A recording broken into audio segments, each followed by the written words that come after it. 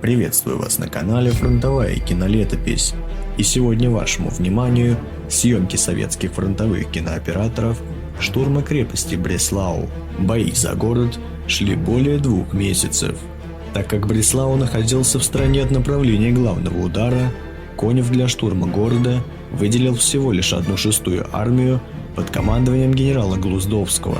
К 13 февраля 1945 года город был полностью окружен. Гарнизон Бреслау насчитывал от 60 до 80 тысяч человек, в их числе 15 тысяч ополченцев из фольксштурма. Стоит отметить, что советская группировка в районе Бреслау не имела численного перевеса над обороняющимися. Штурмовать хорошо укрепленный город в таких условиях было крайне непросто. Рассчитывать на дополнительные резервы Глуздовский не мог, так как основные усилия были сосредоточены на взятии столицы Третьего рейха. Основная тяжесть уличных боев возлагалась на штурмовые группы, которые усиливались 2 самоходками ИСУ-152 и батареей 76 мм орудий. Кроме того, штурмовые группы поддерживали роты огнеметчиков, саперы с взрывчаткой и с трофейными фаус-патронами. К 11 марта Красная армия взяла под контроль лишь четверть территории города, овладев кварталами на юге и западе. В ходе боев активно использовалась авиация и артиллерия, уничтожая при этом здания, где засели немцы. Танки ИСАУ расстреливали в упор огневые точки, мешающие продвижению вперед. Чтобы не оставлять в тылу вражеских позиций, гитлеровцев забрасывали гранатами, бутылками с зажигательной смесью и выжигали огнеметами. Немцы превратили город в сплошное минное поле, умело маскируя мины под обломками кирпичей. Советские саперы, в свою очередь, тоже придумали новшества. Чтобы быстро пробивать проходы в каменных стенах, устраивали направленные взрывы, где в качестве отражателей взрывной волны использовали крышки водопроводных люков. Также для уничтожения крепленных позиций немцев применялись трофейные танкетки «Голиаф». Советским войскам они в большом количестве достались на складах в Лигнице и уже в марте активно применялись саперами из 62-й инженерно-саперной бригады. В свою очередь танкисты научились растаскивать вражеские баррикады при помощи речных якорей.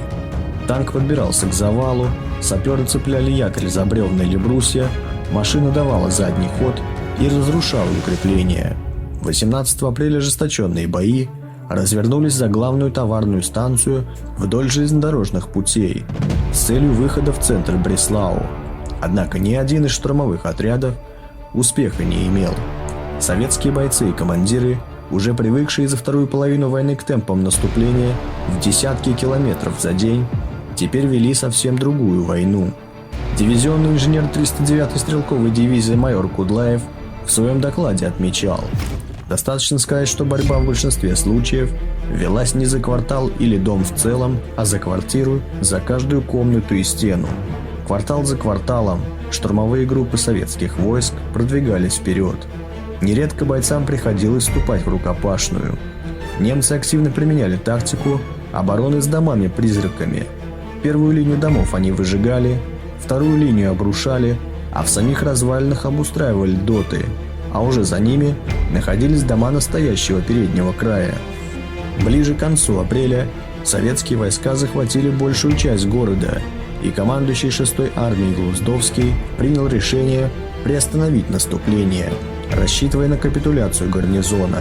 В самом городе жили надеждой на деблокаду, однако у немецкого командования на это не было сил. Снабжение Бреслау велось за счет воздушного моста. Последний аэродром в районе крепости был захвачен советскими войсками еще 1 апреля. Ежедневно кварталы Бреслау обрабатывала советская артиллерия и авиация, а штурмовые группы продолжали действовать лишь на отдельных участках. Время работало не на немцев. Советские войска уже стояли у стен Берлина. 1 мая громкоговорители на советских позициях сообщили жителям Бреслау о самоубийстве Гитлера, а 2 мая о капитуляции берлинского гарнизона.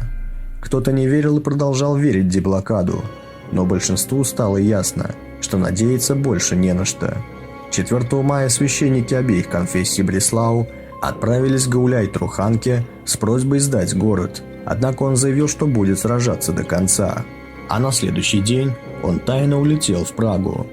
После его исчезновения командующий гарнизона генерал Нихов согласился вступить в переговоры о сдаче, и 6 мая 1945 года гарнизон Бреслау наконец капитулировал. В боях за город погибло 7177 красноармейцев. Вермахт потерял убитыми от 7 до 9 тысяч человек. Также были взяты в плен 45 тысяч солдат и офицеров. Подсчитать потери фолькштурма намного сложнее, так как немецких ополченцев практически невозможно отделить от гражданских лиц.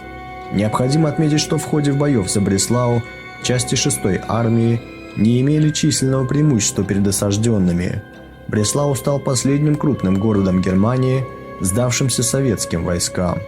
О ожесточенности боев за город гласит тот факт, что в ходе штурма погибли сразу несколько фронтовых кинооператоров. Это признанный мастер фронтового репортажа Владимир Сущинский и его напарник Николай Быков. Спасибо за внимание. Всех поздравляю с праздником Великой Победы. Смотрите наш канал. Впереди, как всегда, много интересного.